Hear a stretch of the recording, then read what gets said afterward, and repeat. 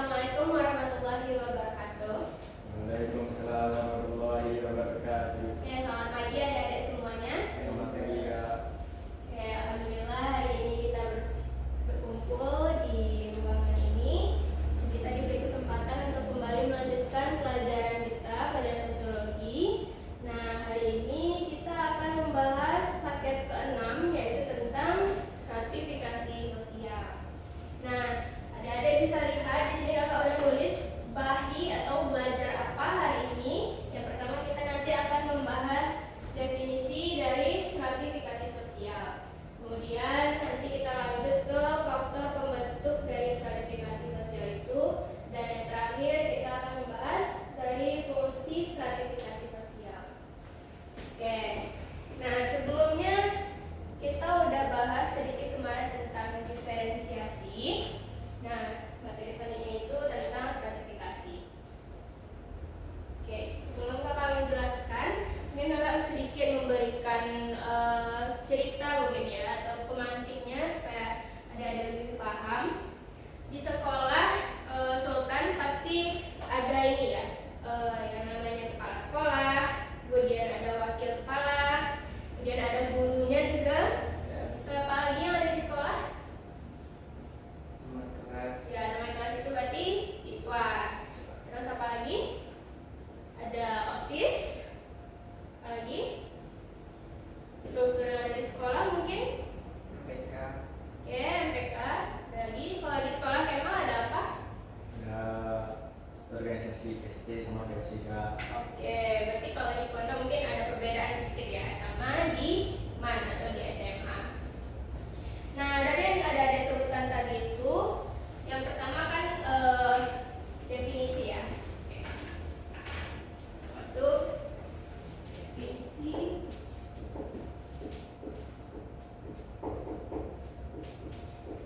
Dari stratifikasi.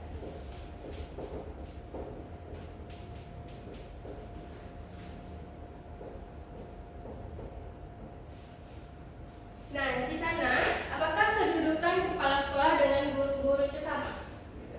Beda. Kenapa beda? Ada yang tahu? Nggak tahu? Emang? Nggak tahu. Oke, kalau kepala sekolah itu kira-kira tugasnya apa? Memimpin sekolah? Ya. Oke, kalau guru tugasnya? Mengajar di kelas ya. Jadi kedudukan kepala sekolah dan juga guru itu berbeda. Apakah dia bertingkat?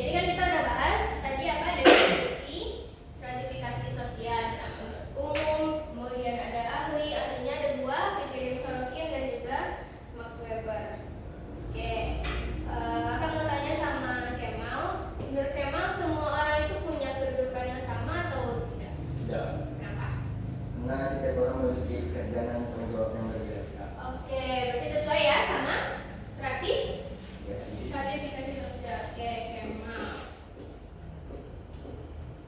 Kemal satu.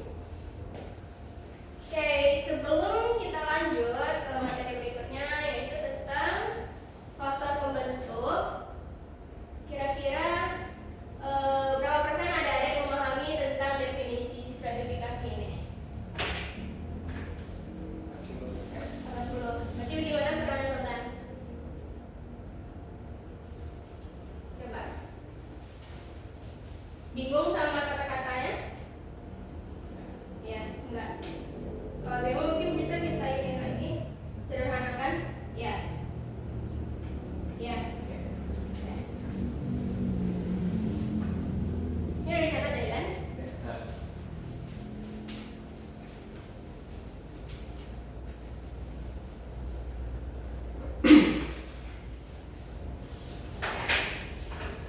Stratifikasi sosial. Wujud nama pengelompokan.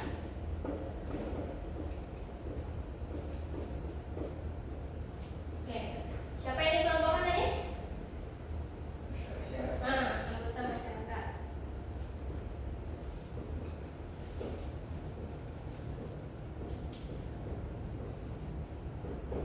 Kemana dikelompokkannya? Berdasarkan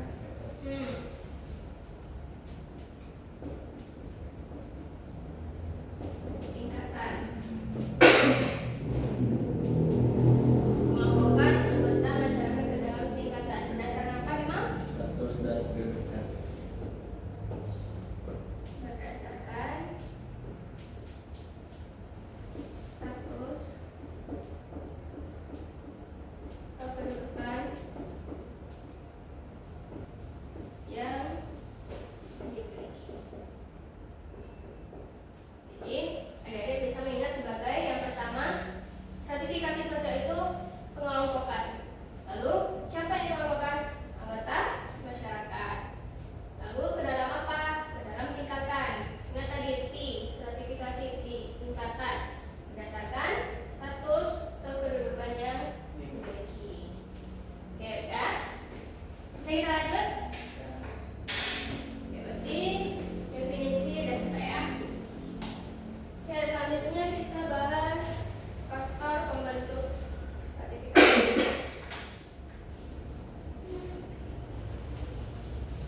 Tinggal 2 dan 3 berarti.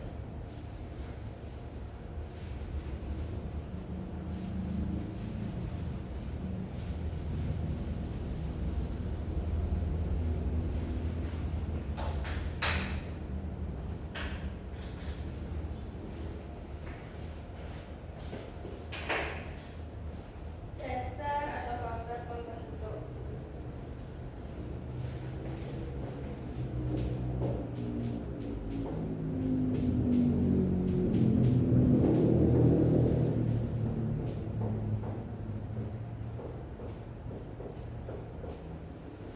Nah, apa kira-kira dasar atau faktor pembentuk stratifikasi? Ini yang 3. Faktor pembentuk itu apa? Ada yang tahu? Itu faktor pembentuk. Nggak tahu ya. Nggak tahu? Kita nggak tahu? Nggak. Oke. Faktor pembentuk itu adalah hal yang membentuk stratifikasi, hal-hal yang melatar belakangi lahirnya stratifikasi sosial ini. Jadi, kenapa stratifikasi sosial itu ada? Karena penyebabnya ya faktor pembentuknya. Oke? Nah, yang pertama ada kekayaan. Coba kira-kira kenapa kekayaan bisa menjadi faktor pembentuk? Ya, coba tadi yang ingat itu kelas atas, menengah, bawah. Itu kan kekayaan. Jadi kenapa bisa membentuk stratifikasi sosial? Karena bisa dilihat dari kelas sosial. Oke, boleh. Kalau kata Kemal bisa dilihat dari kelas sosialnya kekayaan. Kita bikinlah tangganya. Oke, yang C.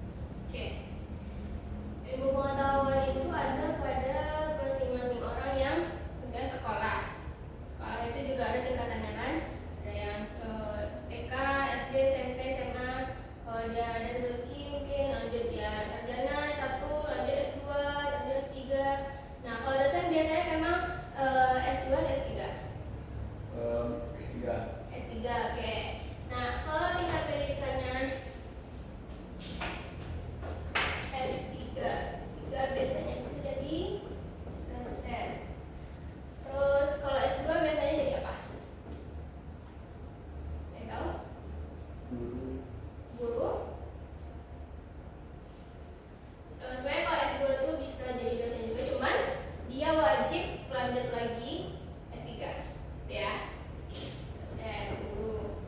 Kalau S1 karena dia lingkupnya pendidikan, tidak berarti ini guru ya. SMA kira-kira bisa nggak jadi guru?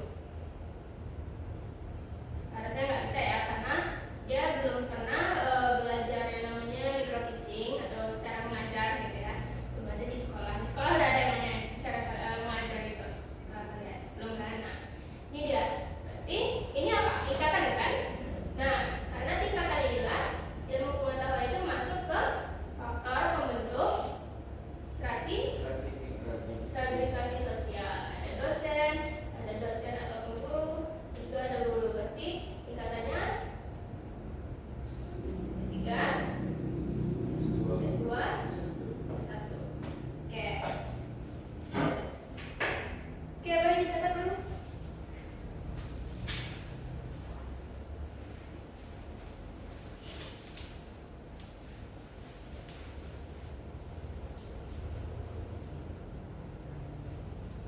Ini ada yang keempat ya, sini aja.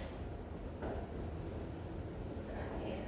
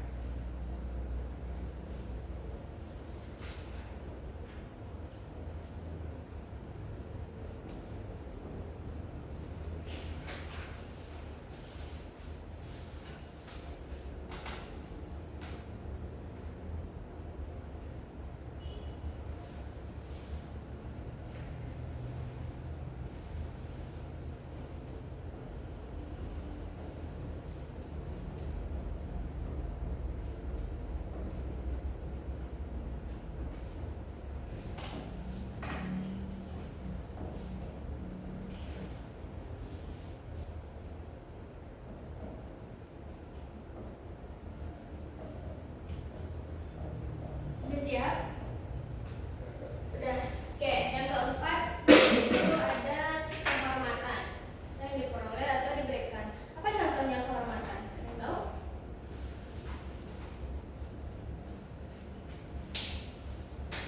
Misalnya pahlawan. Tanda jasa. Pahlawan dan tanda jasa itu siapa? Guru. Oke.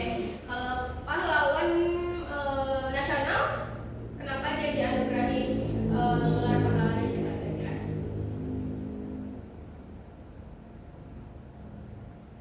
Karena ikut bergerilya. Oke, karena dia ikut perang membela negara gitu kan. Nah, jadi pahlawan itu orang yang ikut serta membela negaranya. Nah, itu kira-kira kehormatannya diberikan atau dia peroleh sendiri? Diberikan. Diberikan oleh siapa? Presiden. Oleh presiden, oleh pemerintah. Oke, kalau kira-kira kehormatan yang diperoleh itu apa? diperoleh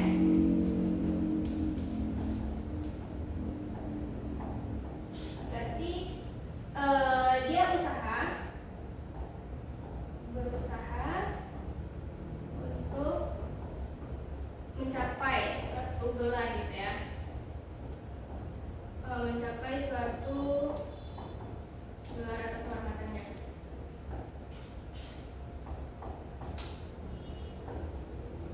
Kalau dia diberikan,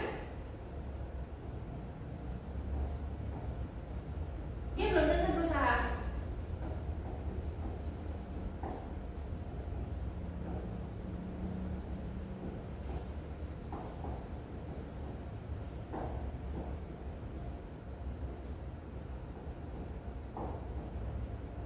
Nah, kalau misalnya diberikan kan kayak pahlawan tadi. Pahlawan itu gelar yang diberikan oleh negara untuk dia. Emangnya pas dia berperang itu dia berharap untuk dapat gelar pahlawan? Enggak. Enggak kan? Berarti itu diberikan tanpa ada usaha dari dalam diri dia untuk dapat gelar itu. Kalau misalnya diperoleh, berarti dia berusaha. Contohnya apa? Untuk mendapatkan gelar S3. Nah, itu dia. Kemal, kalau dia mau dapat gelar, itu dia berusaha dulu kan, banyak tantangannya, apanya gitu kan. Nah, oke, boleh dicatat dulu nomor 4 sebelum kita bahas soal.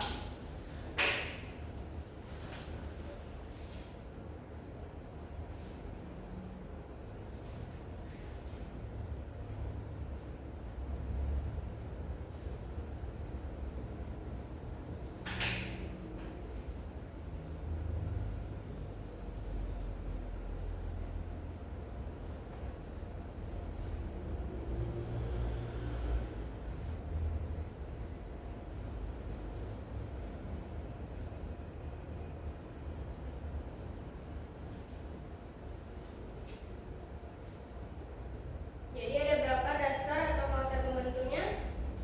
Ada 4. Sudah sebutkan Roman? Yang pertama kekayaan, yang kedua kekuasaan, ketiga ilmu pengetahuan, terakhir kehormatan. Oke.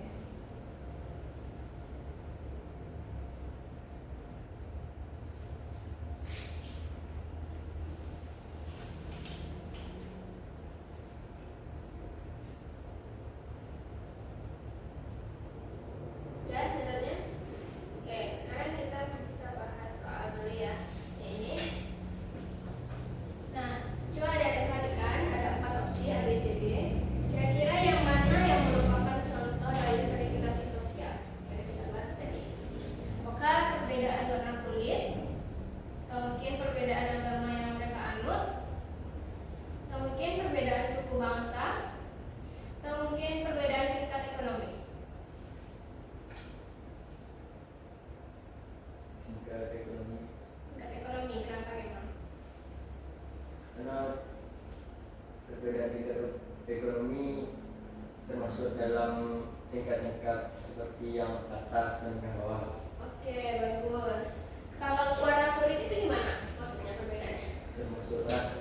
Ya, apa tuh contoh warna-warna kulit itu apa? Gelap sama hitam. Ya. Kalau orang di Afrika mungkin berkulit gelap atau hitam. Kalau di Amerika kulit putih atau terang. Nah, kalau agama? Ada agama apa aja? Katolik, Protestan, Konghucu, Islam, Buddha, Hindu. Ada banyak ya. Betul kan perbedaan suku bangsa itu apa maksudnya? Berbeda-beda suku ya, Contohnya? suku Andai, Terus dengan suku apa? Suku bangsa sama suku beda ya. Kalau di Minang tuh suku ada banyak. Ada Sanyago, terus ada Bodi. Nah, itu kan suku. Kalau suku bangsa itu di Indonesia. Misalnya di Kalimantan ada apa suku bangsanya? Ada Banjar, ada Dayak. Nah, terus apa lagi? Kalau suku bangsa contohnya. Dayak, Minang, Sunda. Nah, ini banyak ya. Nah, kenapa yang 3 ini enggak termasuk stratifikasi? 2, 3. Kenapa tidak masuk stratifikasi? Berarti jawaban kita tadi D ya.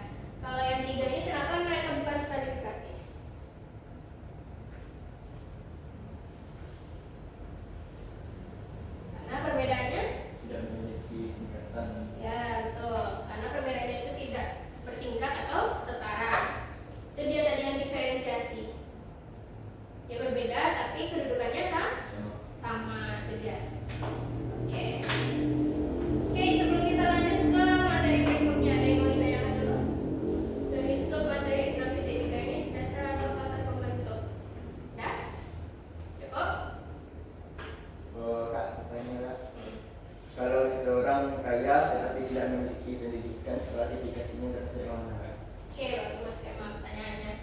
Jadi stratifikasi sosial itu bagi setiap orang itu nggak satu aja ya, jadi bisa banyak. Kalau misalnya di suatu daerah, tadi kata Kemal dia kaya.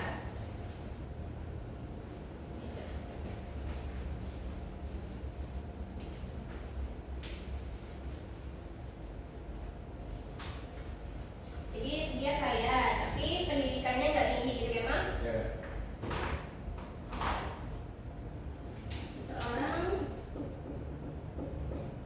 pendidikan rendah.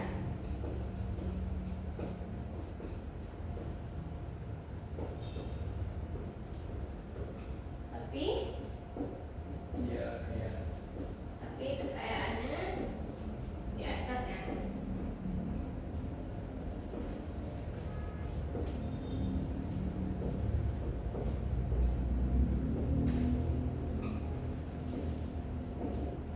Oke, ini salah satu fenomena di masyarakat. Orang yang berpendidikannya rendah tapi kekayaannya ada di atas. Mungkin secara ekonomi dia ada di atas. Kalau kita bahas ekonomi di masyarakat, dia ada di tingkat atas. Ekonomi.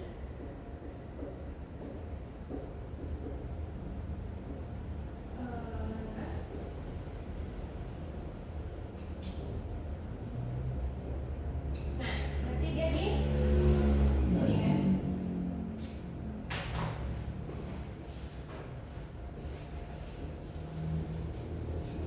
Nah, secara pendidikan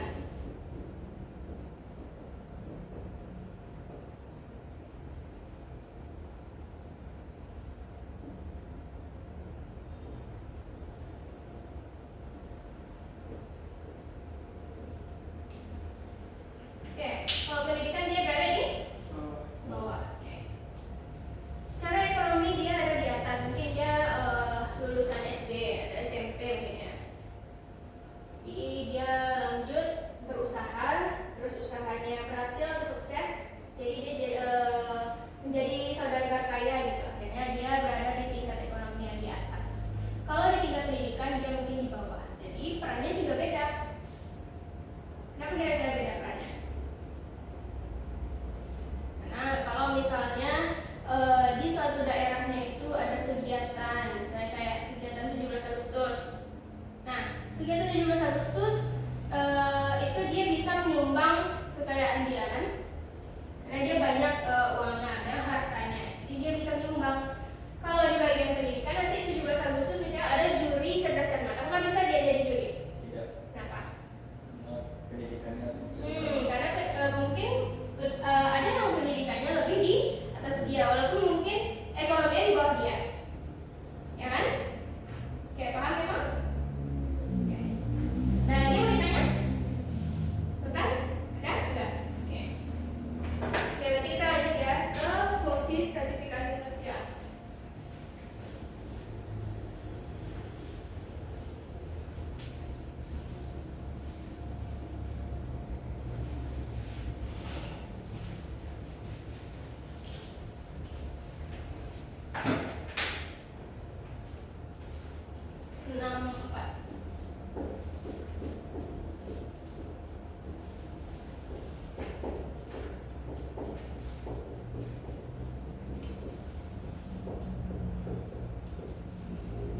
Siapa yang tahu apa itu fungsi? Fungsi itu apa sebenarnya? Untuk menentukan peran seseorang. Menentukan peran seseorang. Oke, bagus. Tunggu, itu berarti kan fungsi stratifikasinya Notan. Kalau fungsi itu apa fungsi?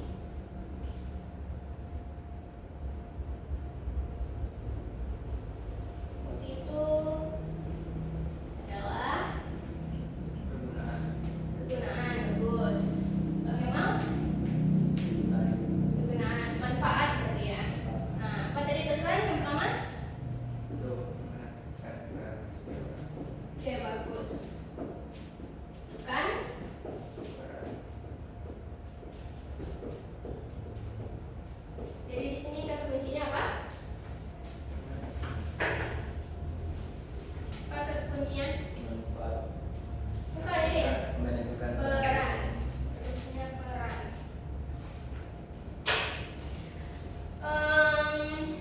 Peran ketua RT kira-kira apa? Untuk memimpin Pemimpin apa?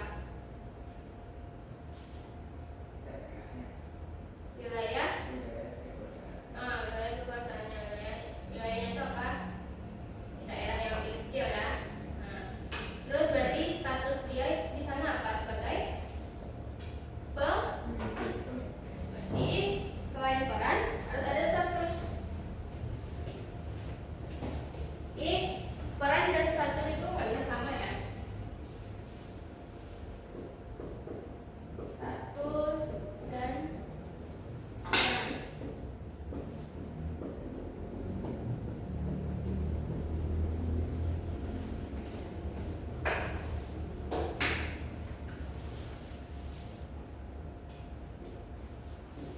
Statusnya apa tadi? Sebagai ketua RT. Perannya sebagai memimpin Memimpin masyarakat wilayah. memimpin masyarakat daerahnya. Jadi statusnya adalah ketua RT.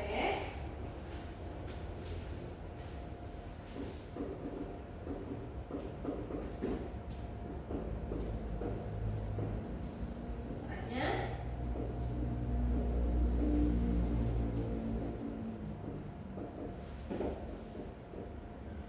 memimpin daerah RT tersebut.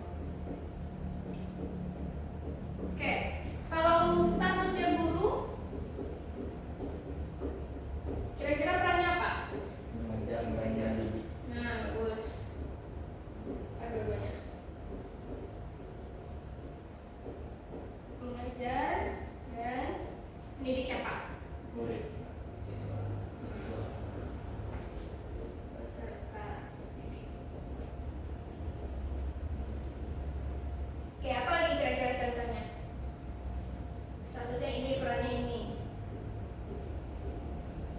Yang nggak bisa ngasih contoh? Presiden. Presiden. Oke. Itu statusnya atau perannya bukan? Status. Statusnya bagus. Perannya apa? Memimpin sebuah negara. Statusnya presiden.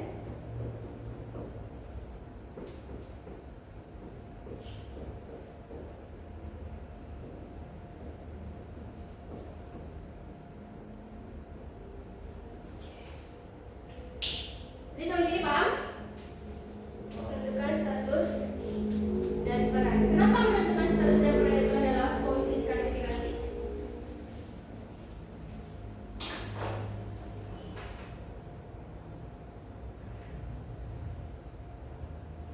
Kenapa?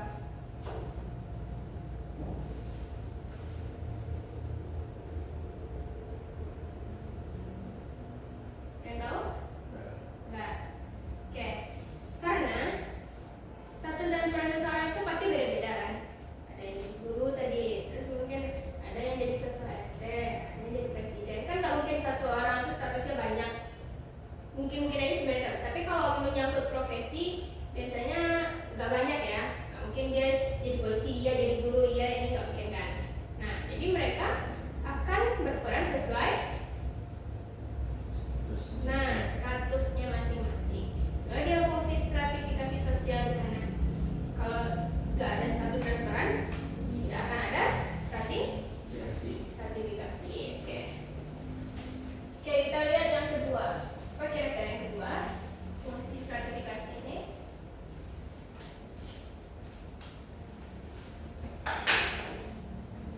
Yang kedua adalah mendorong masyarakat untuk apa?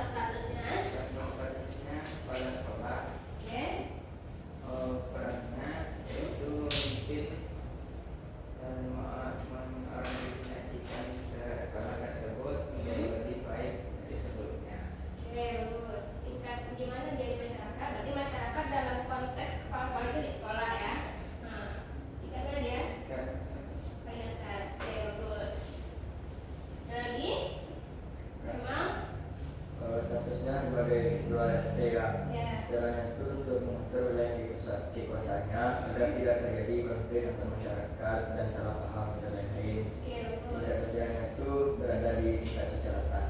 Oke, bagus. Ya, adik-adik udah paham ya? Tentang status, kemudian perannya, dan juga tingkat mananya dia di masyarakat. Oke. Siapa yang bisa menyimpulkan hasil dari materi yang kita bahas hari ini?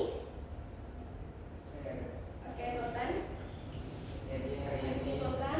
kita belajar tentang definisi stratifikasi sosial, dasar pembentukannya atau faktor pembentuknya, yaitu ada kekayaan, kekuasaan, kehormatan dan pendidikan. Oke, ada 4 ya berarti faktor pembentuknya. Kemudian lagi? Fungsi stratifikasi sosial. fungsi klasifikasi ada berapa? Pak, Ada 4 juga. Apa tadi?